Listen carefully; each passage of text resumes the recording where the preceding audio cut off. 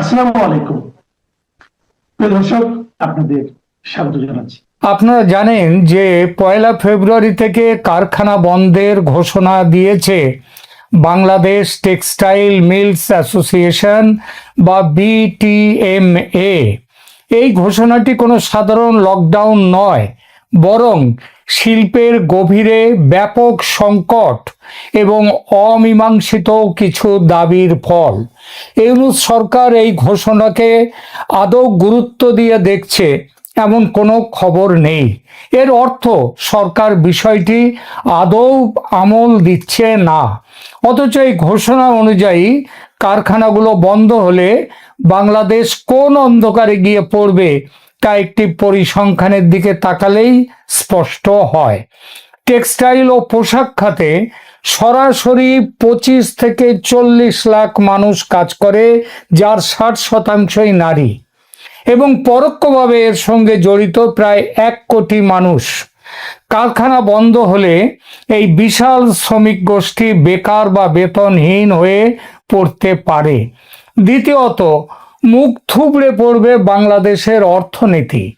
পোশাক খাত মানে রেডিমেড পোশাক খাতে বাংলাদেশের রপ্তানি আয়ের প্রায় 85% যোগান দেয় এই পোশাক শিল্প।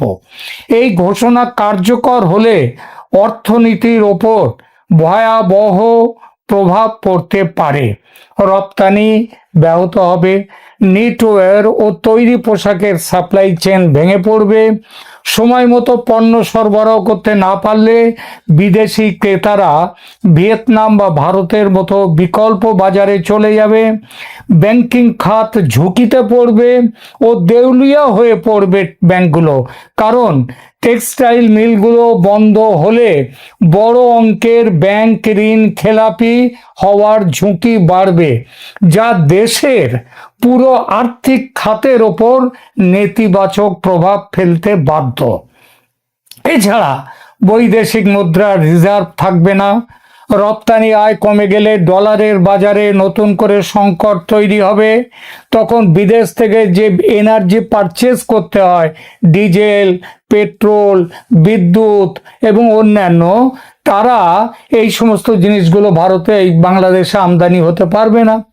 তাহলে ফেব্রুয়ারি 2026 থেকে যদি পোশাক ও টেক্সটাইল খাতের এই শাটডাউন বা ধর্মঘট দীর্ঘায়িত হয়, তবে বাংলাদেশের জিডিপির ওপরে তার আঘাত আসবে।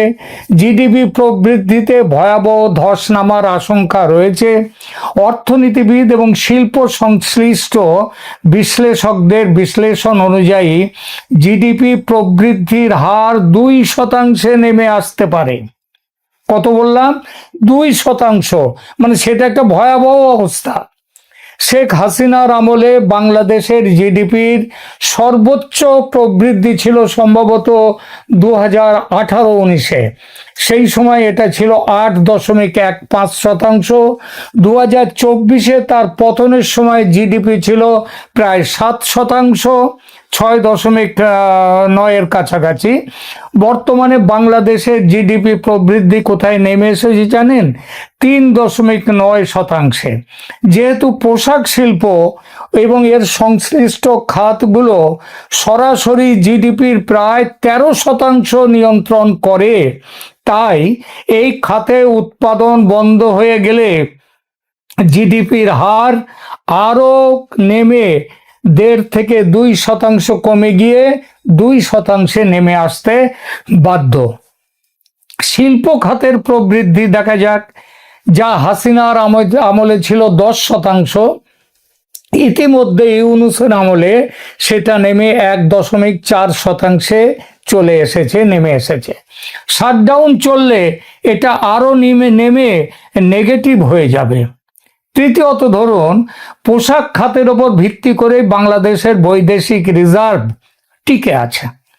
শাটডাউন কার্যকর হলে প্রতি মাসে প্রায় 3 থেকে $3.5 বিলিয়ন মূল্যের রপ্তানি আয় এটা ক্ষতিগ্রস্ত হবে, মানে বন্ধ হবে। রপ্তানি ডলার না এলে কেন্দ্রীয় ব্যাংকের রিজার্ভ দ্রুত খালি হয়ে যাবে।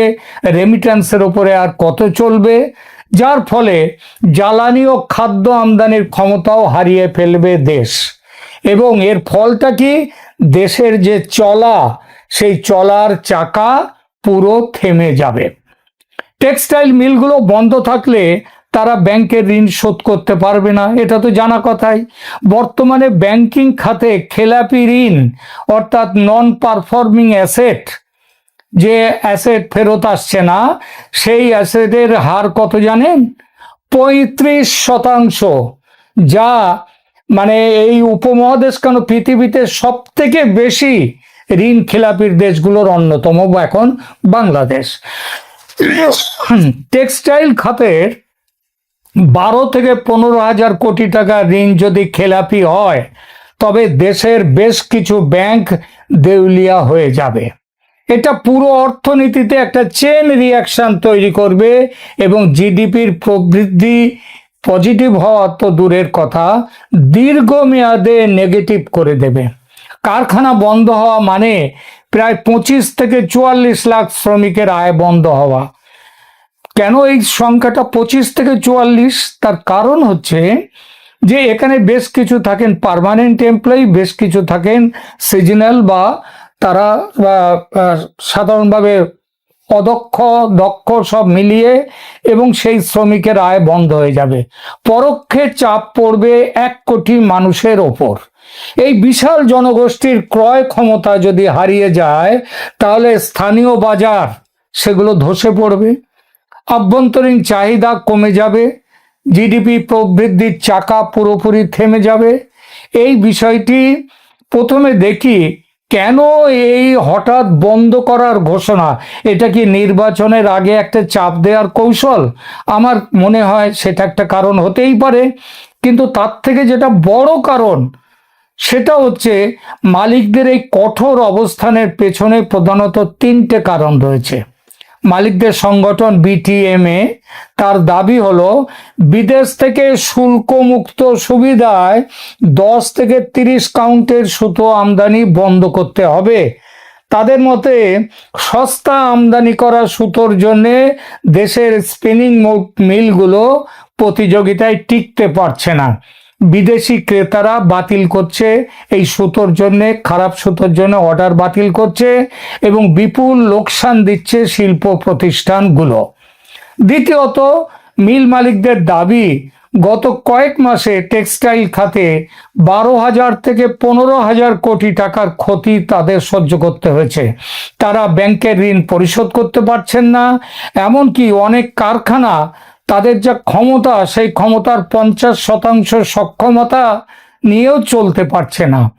এবং তৃতীয়ত, জ্বালানি ও নীতি এর যে সহায়তা ব্যাংক কারখানাগুলো পাওয়ার কথা সরকারের কাছ থেকে, সেটা পাচ্ছে না। গ্যাস সংকটের কারণে উৎপাদন ব্যাহত হচ্ছে এবং সরকারের কাছ থেকে কোনো রকম সহায়তা না পাওয়ার অভিযোগ তুলছেন মালিকরা। এই বিটিএম এর সভাপতি শওকত আজিজ রাসেলের মতে এটি কোনো হুমকি নয়, বরং সামর্থ্যের অভাবে কারখানা সচল রাখা অসম্ভব হয়ে পড়েছে বলে তারা এই ঘোষণা দিতে বাধ্য হয়েছেন। বিষয়টি নিয়ে সরকারের যে আদৌ কোনো হুঁশ আছে তা মনে হয় না।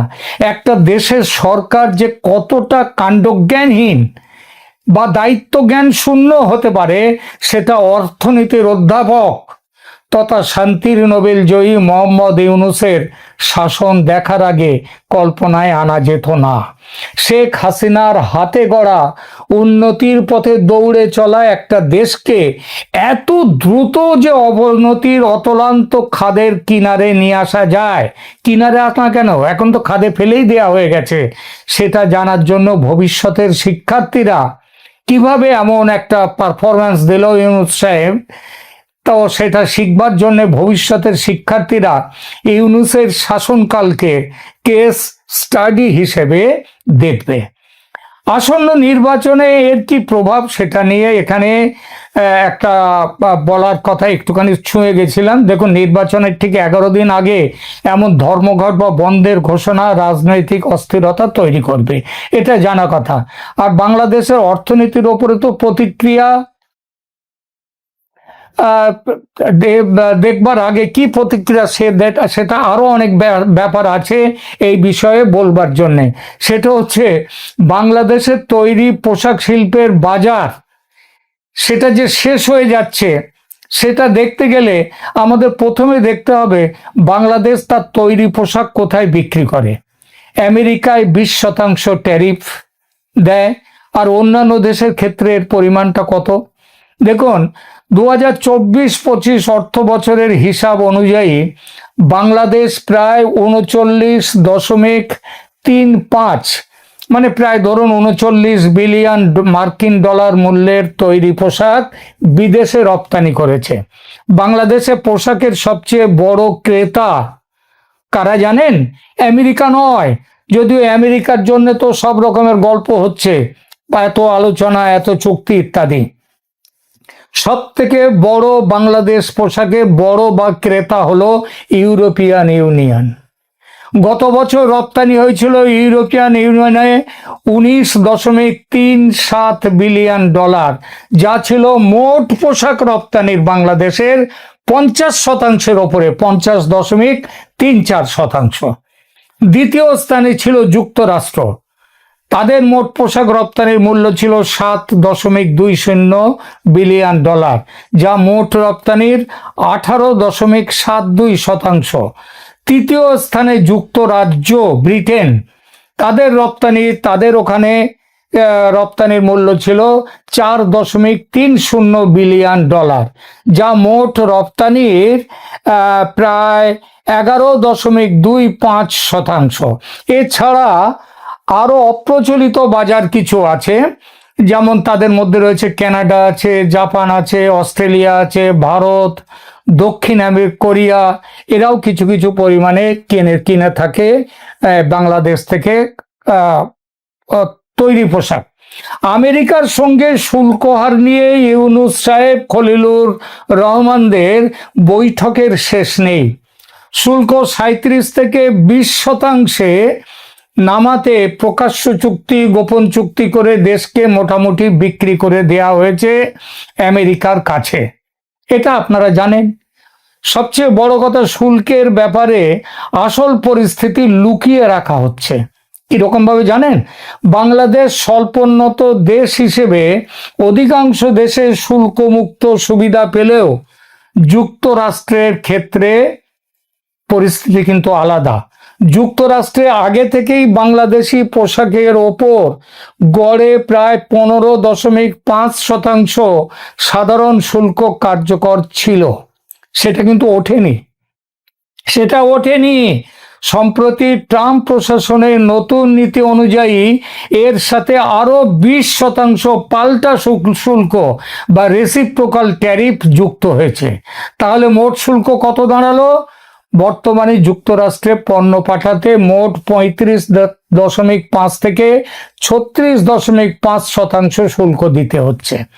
যদি একটু ব্যতিক্রম আছে, যদি কোনো পোশাকে অন্তত 20% আমেরিকার তুলো ব্যবহার করা হয়, তবে সেই পণ্যের ওপর এই বাড়তি 20% শুল্ক কার্যকর হবে না। বোঝা গেল? কিন্তু এত আলোচনা, চুক্তি ফুক্তি করে বাংলাদেশে ফায়দা কতটুকু হলো? একটু আগে যে পরিসংখ্যান দিলাম, সেখানে বোঝা গেল যে বাংলাদেশের তৈরি পোশাক রপ্তানির মাত্র 18% বা 7 বিলিয়ন ডলার যায় আমেরিকায়, অথচ তার প্রায় 3 গুণ 51% পোশাক রপ্তানি হয় ইউরোপীয় ইউনিয়নের দেশগুলোতে। প্রায় 12% পোশাক যায় ইংল্যান্ডে, ট্যারিফ সেখানে 0। কানাডা ও অস্ট্রেলিয়াতে বাংলাদেশি পোশাক যায়, সেখানে ট্যারিফ 0। এই সব দেশের বাজার ধরে রাখার জন্য ইউনূস সরকারের কোনো নজর আছে কি? দেখেছেন এ পর্যন্ত? না। আর এই নজর না থাকার পরিণাম কি হতে চলেছে, সেই প্রসঙ্গে এবার দুটো কথা বলি। দেখুন, ইউরোপীয় ইউনিয়ন এবং যুক্তরাজ্য, বাংলাদেশ এই দেশগুলোতে এভরিথিং বাট আর্মস এই সুবিধের আওতায় বর্তমানে 0% শুল্কে পণ্য রপ্তানি করে। তবে 2026 সালে বাংলাদেশ এলডিসি থেকে উত্তরণ করবে উত্তরণ করলে এই সুবিধা সরাসরি আর থাকবে না। তখন জিএসপি প্লাস সুবিধার জন্য আবেদন করতে হবে এবং তার জন্য শুল্ক দিতে হবে। কানাডা ও অস্ট্রেলিয়ায় এই শুল্ক এখন বর্তমানে শুল্কমুক্ত, কোটামুক্ত প্রবেশ অধিকার আছে, কিন্তু এরপরে বাংলাদেশ যখন এলডিসি মানে লো ডেভেলপড কান্ট্রি থেকে ওপরে উঠবে, 2026 সালে বিশ্ব ব্যাংকের হিসাব অনুযায়ী বাংলাদেশের এলডিসি হওয়ার কথা, এটা শেখ হাসিনার আমলের হিসাব। তো সেই অনুযায়ী যে এলডিসি থেকে উপরে উঠবে সাথে সাথেই তারা শুল্ক আরোপ করবে। যুক্তরাষ্ট্র শুধু বাংলাদেশের মানে বর্তমান যে চ্যালেঞ্জটা তার মানে হয়ে গেল, সেটা হচ্ছে আমেরিকায় শুল্ক বৃদ্ধি পাওয়ায় বাংলাদেশি পণ্যের দাম সেখানে বেড়ে যাচ্ছে, ফলে ক্রেতারা কম দামি বিকল্প খুঁজছে। অন্যদিকে 1 ফেব্রুয়ারি থেকে যদি দেশের অভ্যন্তরীণ মিলগুলো বন্ধ হয়ে যায়, তবে কাঁচামালের সংকটে পড়ে রপ্তানি আদেশগুলো সময় মতো পূরণ করা অসম্ভব হয়ে পড়বে।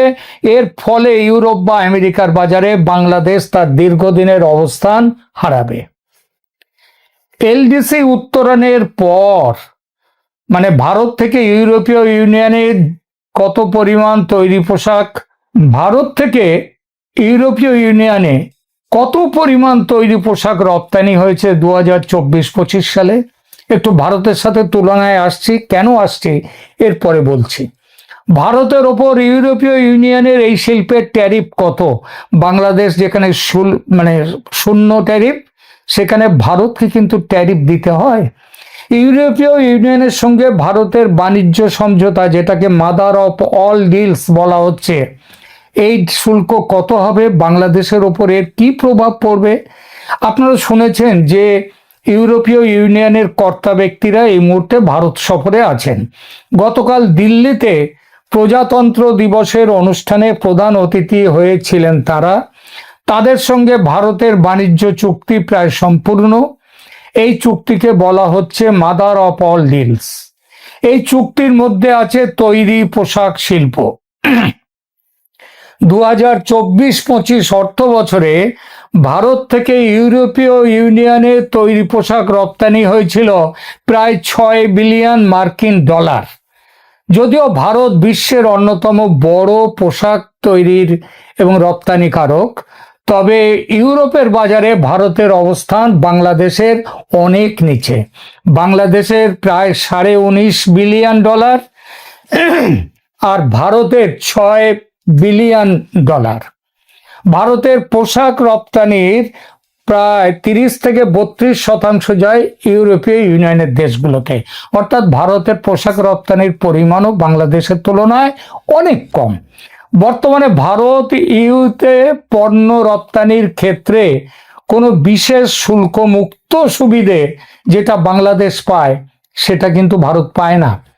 ভারত থেকে ইউরোপিয়ান ইউনিয়নের তৈরি পোশাক রপ্তানির ওপর গড়ে 9.6 থেকে 12% সেখানে ইম্পোর্ট ট্যারিফ সেখানে কার্যকর রয়েছে। এই একই জিনিস ছিল ইংল্যান্ড ও ব্রিটেনের ক্ষেত্রেও। শুল্কের এই হারের কারণেই, অর্থাৎ বাংলাদেশে কোনো শুল্ক নেই, ভারতের শুল্কটা পড়ছে। এই হারের জন্যেই, এই শুল্ক হারের জন্য ভারত বাংলাদেশের তুলনায় ইউরোপের বাজারে প্রতিযোগিতায় পিছিয়ে থাকে, কারণ ইউরোপে বাংলাদেশের পোশাক জিরো ট্যারিফ।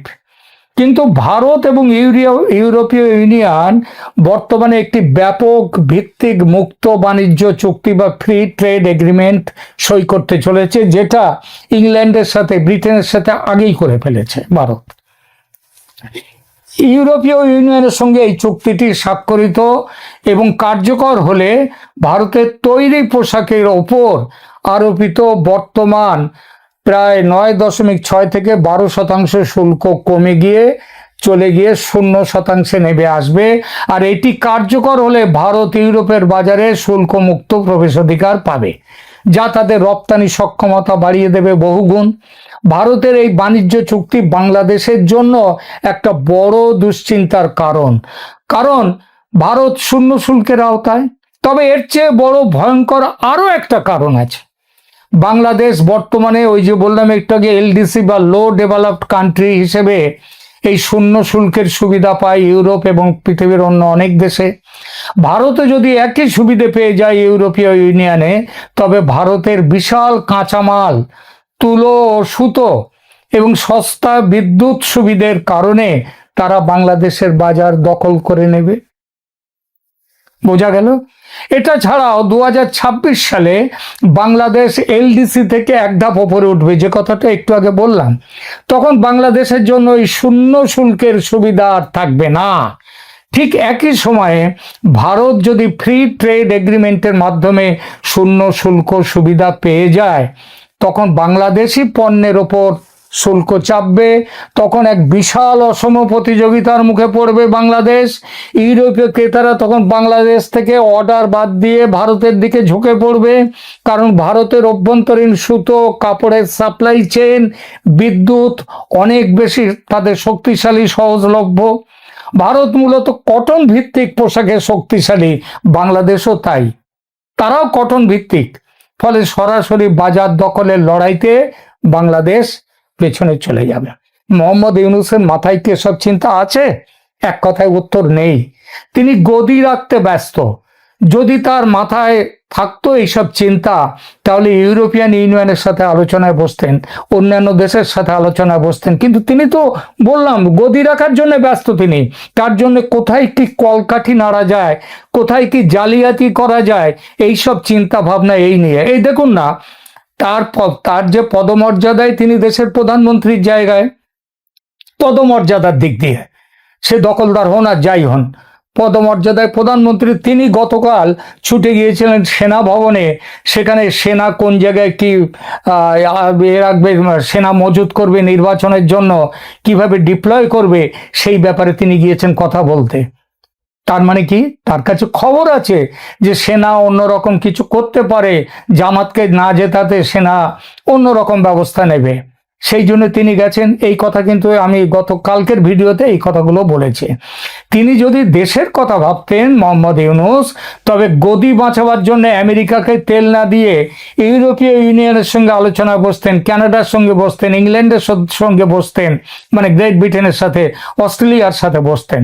তার মাথায় ঢুকতো যদি ভারত ও ইউরোপিয়ান ইউনিয়নের মধ্যে এই চুক্তিটি চূড়ান্ত হয়, তবে বাংলাদেশের পোশাক খাতের জন্য সেটি একটি বড় অ্যালার্ম বা সতর্কবার্তা।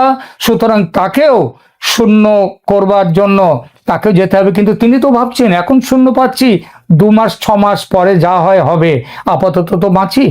আপাতত কি বাঁচবেন? ভারত তো যদি এখনই চালু হয়ে যায়, এটা হয়ে গেল। বাংলাদেশকে তখন টিকে থাকতে হলে কৃত্রিম তন্তু মানে ম্যানমেড ফাইবারের ওপরে পোশাক তৈরিতে মনোযোগ দিতে হবে এবং ইউরোপের সাথে নিজস্ব কোনো বাণিজ্য চুক্তির পথে হাঁটতে হবে। ইউনূস সাহেবের যা এখন বাজার দর, তাতে হাঁটাটাও তার অন্য ব্যাপার, সেসব অন্য গল্প, সে গল্প এখানে নয়। গাছের গোড়া কেটে ডালপালায় জল দিলে গাছ বাঁচে কি? বাঁচে না। মহান অর্থনীতিবিদ, শান্তির নোবেল জয়ী ইউনূস এই সহজ সত্য যে জানেন না তা নয়, কিন্তু এখন তিনি গাছের গোড়া কাটতে ব্যস্ত। কারণ প্রবল স্বার্থ চেতনা ও লোভ যখন সব সীমা অতিক্রম করে, তখন দেশ বলে আর কিছু থাকে না কারো কাছে। আক্ষেপ একটাই, শেখ হাসিনার যত্নে তৈরি শিল্পমুখী বাংলাদেশের উত্তরণের সব স্বপ্ন এভাবে শেষ হয়ে যাচ্ছে।